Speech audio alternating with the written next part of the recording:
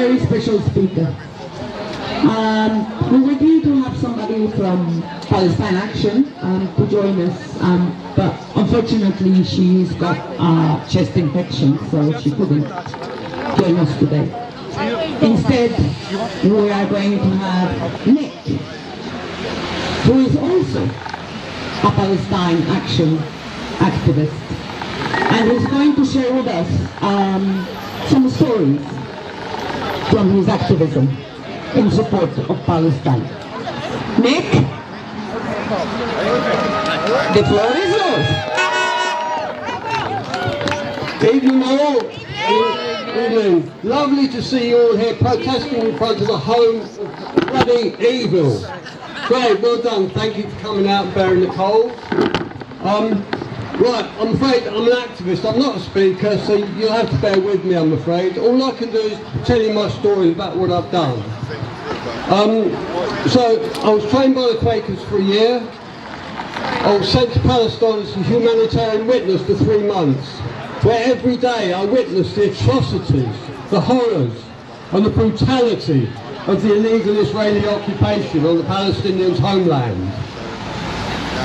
The worst thing that happened to me, I was taken to the site of an incident in a village called Duma. And this incident happened 2 years before I was there, but there was a Palestinian who lived 50 metres away and he witnessed this incident. And he saw everything that happened and he guided people around there, and I was luckily, or unluckily for me, taken round there.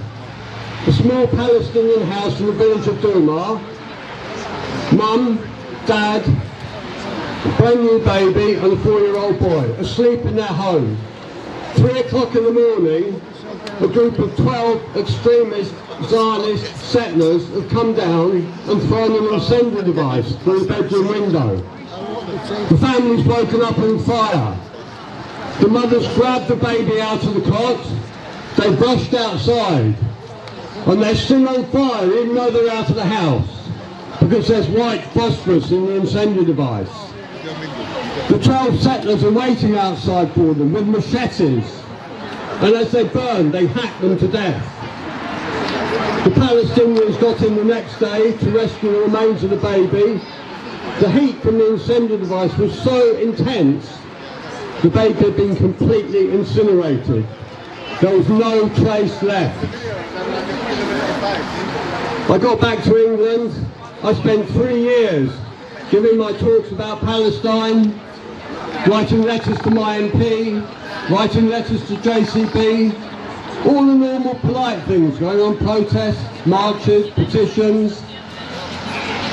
Then I went to a talk by a group called Palestine Action, who I'd never heard of before. And the man told me about this Israeli arms manufacturing company called Elbit, who manufacture 85% of Israel's weapons. And Elbit had 10 factories in this country making their weapons of destruction. And their weapons are marketed as battle-tested on the Palestinians. Palestine Action's main aim was to try and shut these factories down. And he also said that Elbit make white phosphorus in this country. Over the next few days I thought about this, and I thought, this man is probably having more effect than all the stuff I've done. So I phoned him up just to congratulate him and give him my support and say what a good job I thought they were doing.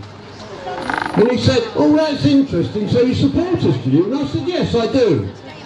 Well, he said, in 3 days' time, we're going up on the roof of a sandstone drone factory to damage the roof. Would you like to come with us? I said, you've got to be joking. I'm 69 years old, I can't be climbing up on roofs. And then the light bulb came on, and I remembered white phosphorus. Elbit make white phosphorus. So I said, yes, I'll go.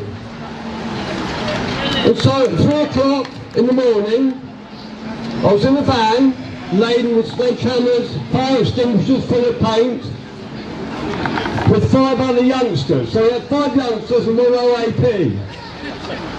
And we got to the site, And somehow we put the ladder up, we tried to make sure we had it the right way round. I mean, we were so disorganised and green, none of us had done anything like this in our lives. Finally we got the ladder up, so I thought, right, I'll go up first. So I went up the ladder, and according to the photos we'd been shown, put the ladder up, a nice flat roof, climb up onto the roof, and there we are. Well, it was pitch black, howling gale, and I got up the ladder and the wind's howling, I'm being blown all over the place, I can't see properly. I got up the top of the ladder and I'm thinking, this isn't like in the photo. Since the photo was taken, there's been a 6-foot steel fence put up and 18-inch spikes coming out of the top of the fence. And the ladder was too low. On the other side of the fence was a sea of razor wire. And I thought, this is impossible. Even for me, this is too dangerous. I thought, we can't do this. So I turned round to go down the ladder, and I looked down, and in the black below me, I could see 5 little white faces looking up at me. And I knew that if we didn't do this, we'd fail completely. And I don't know to this day how I did it, but I stood on the top rung of that ladder, I reached up,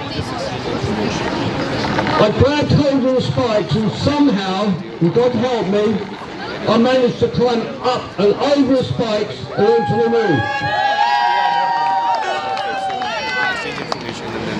I reached over with both hands, I managed to bend 3 of these spikes down and make a gap. And one by one, we managed to pull all the other 5 activists up and onto the roof.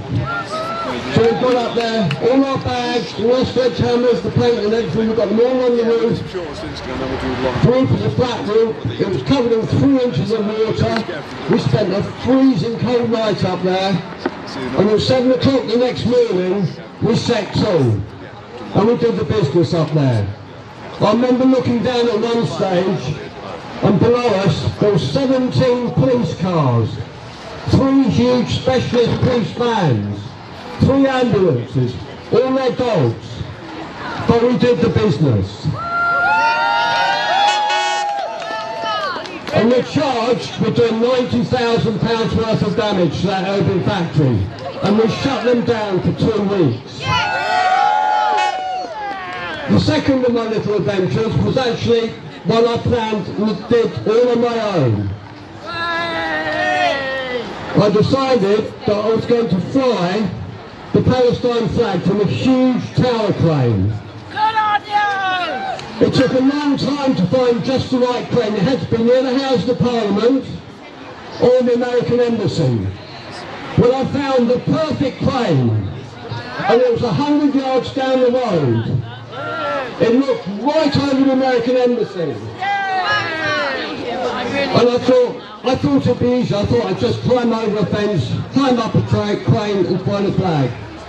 It took me 2 months of non-stop thinking, planning and organising. The last 2 weeks were the worst 2 weeks in my life. I haven't got any illusions about my strength or my fitness. Sorry. And so, yeah, and I honestly believed I was going to die. I didn't see how I'd be able to do it. I thought I'd fall and die. And that last 2 weeks were the most terrifying 2 weeks of my life.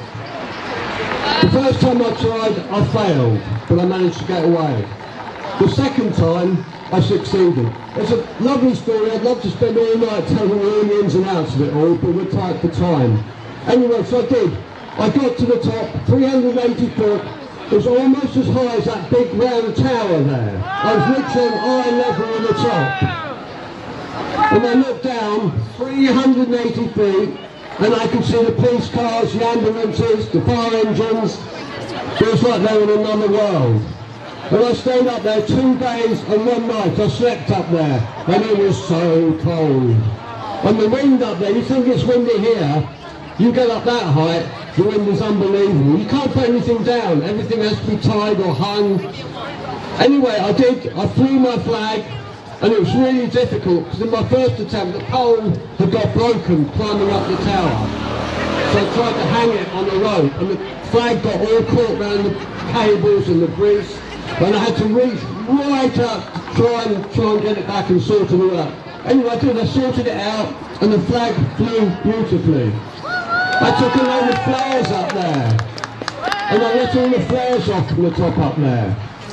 The police shut the underground down, they shut half of its area down, so it did cause a bit of trouble.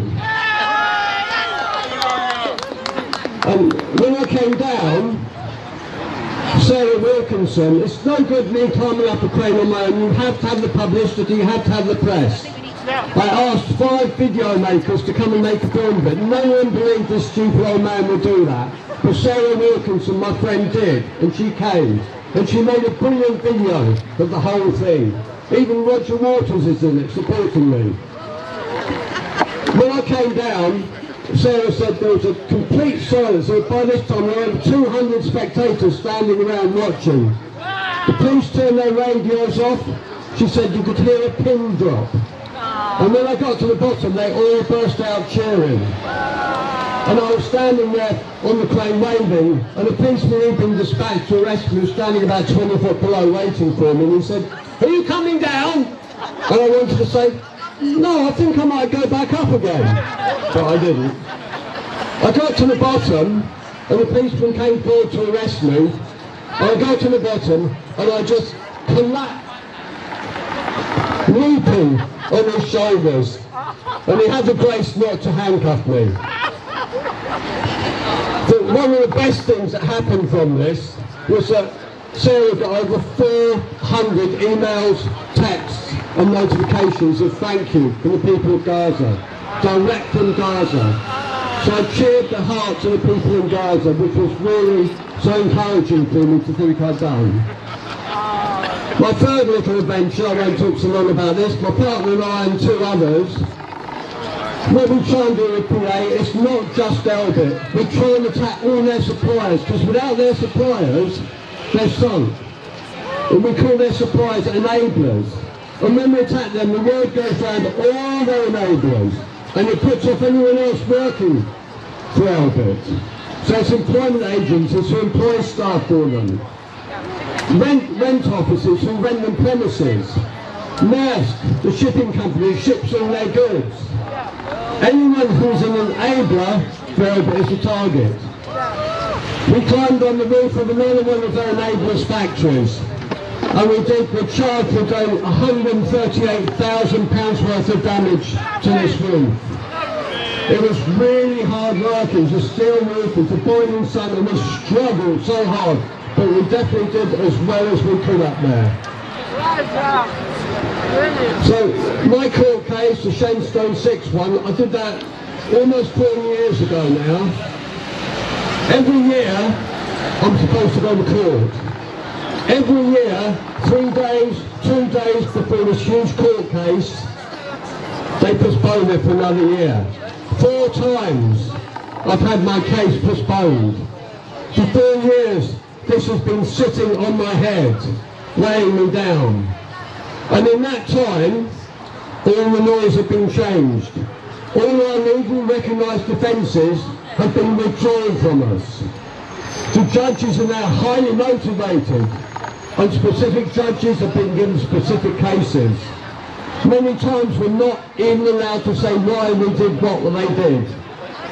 It's really hard now. But had I done what I did now, I'd be in prison now, remanded for a year with no trial. 22 of our activists are in prison now, and none of them have faced a trial, but they all face up to a year in prison with no trial because their trial's not booked for another year. You've all seen what happened at the protest the other day.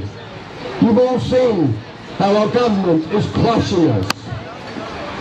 And the reason for this is quite clear. Keir Starmer has been bought and paid for by Israel. Our government is controlled by Israel. 3 years ago, Braverman set up a group, an organisation to combat anti-Semitism. Braverman heads it, along with the Chief of Police, and she invited Mossad in. Mossad are now deeply entrenched in the British police. This is why they are behaving like they are, because they're controlled by Israel. We need to all be aware of what we're up against. We all have a price to pay. I'm fighting this bloody lot of bastards in this house. I'm fighting the US.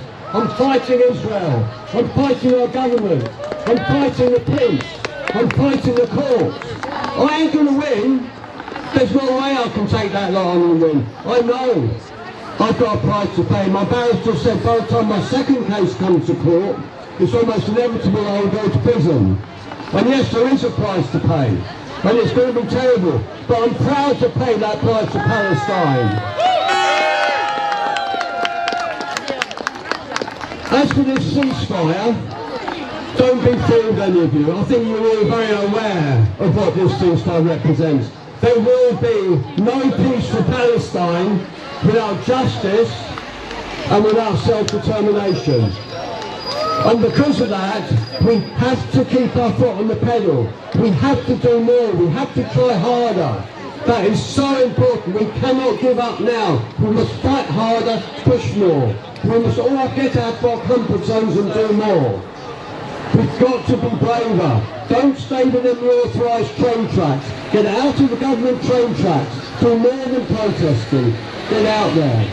Palestine Action has now closed down 2 Elbit factories, which is a bigger achievement than almost anything else that's happened since 1948. Palestine Action need your support. There's somebody here going round giving out Palestine Action leaflets. These leaflets have got a QR code on them. Phone the QR code. There's workshops you can go to. There's places you can give donations to. And like they say, the British Army, to keep one soldier in the field, you need a pyramid underneath. There's so much people can do. Prison support, right to prisoners, court support, police station support. There's so many ways you can support. You don't have to climb up on roofs and damage factories. There's so many things you can do. The other thing you can all do is boycott, boycott, boycott. Get the Boycat app on your phone. Whenever you go shopping, wherever you go, just point it at the barcode. And that'll tell you straight away whether you're buying into a profit that's going to Israel or not. Thank you very much, people, for listening. And I wish you every success in your fight and your battle. Resistance, resistance, resistance. And free Palestine.